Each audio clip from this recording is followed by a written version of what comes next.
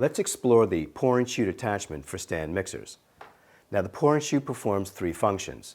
It directs food into the center of the mixing bowl, it keeps the countertop clean, and it keeps your fingers away from spinning blades. The pouring chute is made of surgical steel, attaches very easily, and is dishwasher safe.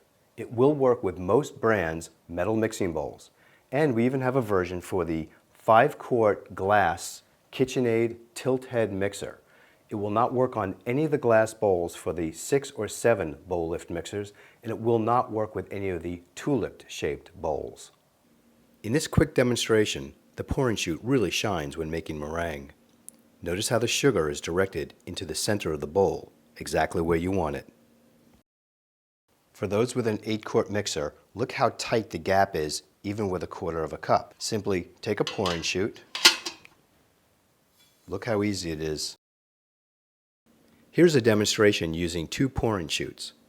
There are many recipes that require the alternative additions of wet and dry ingredients into the batter. It might be advantageous to get 2 pouring chutes, one for wet and one for dry ingredients. Always remember to remove the pouring chute before you lower the mixing bowl or tilt the tilt head backwards.